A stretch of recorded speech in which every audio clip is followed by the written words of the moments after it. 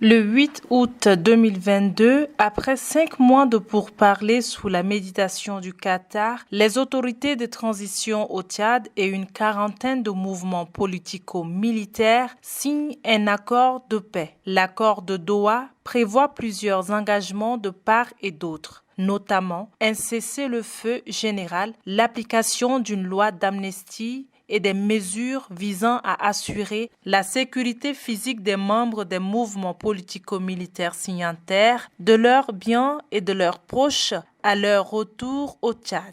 L'accord mentionne également la tenue dans les meilleurs délais en N'Djamena du dialogue national inclusif dont les résolutions seront contraignantes.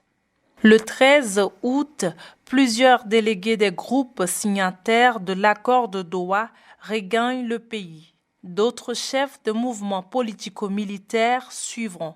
Parmi eux, il y a Timan Erdimi, président de l'UFR, Union des forces de la résistance, Mahamat Nouri de l'UFDD, Union des forces démocratiques pour le changement, Mahamat Assilek Alata, premier vice-président et porte-parole de l'UFDD, Aboubakar Choua Dazi, du MDJT, Mouvement pour la démocratie et la justice au Tchad, ou encore Takilal Ndolassum, du FPLS, Front populaire de libération du Sud, qui sera rebaptisé Front populaire de libération.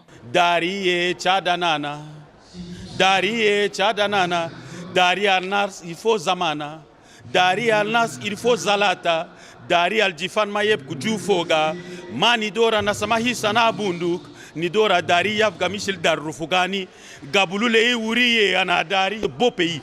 Nous avons un pays de 1 284 000 km². Nous ne sommes que 17 millions. C'est un quartier de Abuja au Nigeria.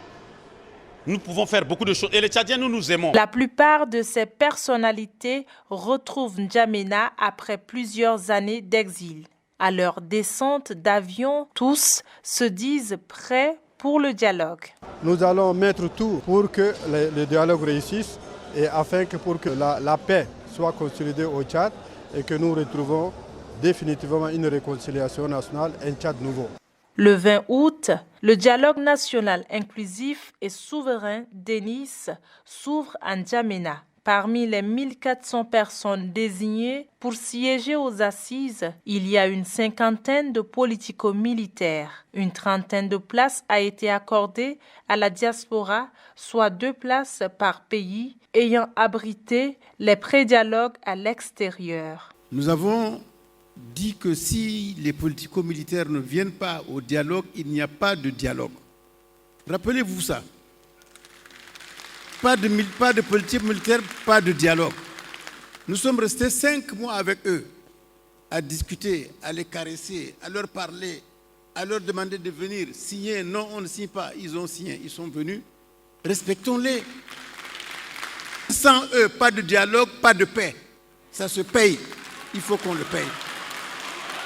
Dans le présidium du Denis mis en place, les mouvements politico-militaires sont bien représentés. Mahamat Ano de l'UFR en est le 4e vice-président. Dr Ousmane Hissène Guedi de l'UFDD et Mahamat Egrey de l'UFR en sont les conseillers. Les représentants des communautés tchadiennes à l'étranger invités par le CODNI et les chefs des mouvements politico-militaires ont pris part activement aux travaux en commission thématique et en plénière du dialogue national inclusif et souverain. Mahamat Assilek Alata a été désigné parmi les 19 personnalités membres de la commission ad hoc mise en place par le présidium du Denis et chargée d'approfondir les sujets sensibles et qui risqueraient d'entraîner un éclatement du consensus. La future constitution, la charte de transition, la durée de la transition, les organes de la transition, l'éligibilité ou non des dirigeants de la transition. En tant que politico-militaires, nous penchons sur la constitution de 1996 avec un toilettage et il est donc nécessaire de la protéger, de modification des circonstances et de la violation du principe qu'elle définit. Et pour le mandat présidentiel, je propose 5 ans renouvelables une seule fois. Concernant l'éligibilité aux fonctions électives, nous disons tout Tchadien est éligible. Le président de la République doit être âgé dans la fourchette de 35 à 70 ans maximum pour un mandat de 7 ans renouvelable. Et ceci pour donner suffisamment de temps au président élu de mettre en œuvre son programme politique pour lequel il a été élu.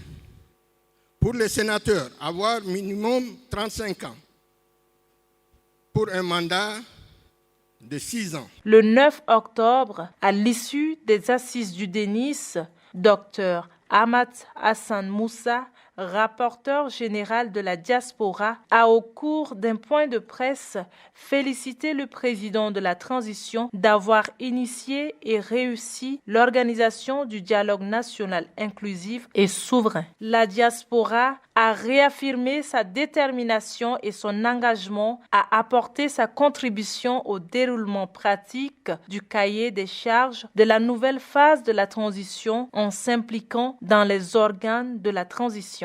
Preuve, parmi tant d'autres, de l'implication de la diaspora et des politico-militaires dans la suite de la transition. Le Conseil national de transition, élargi de 93 à 197 membres, compte désormais 2 représentants de la diaspora et 45 ex-politico-militaires.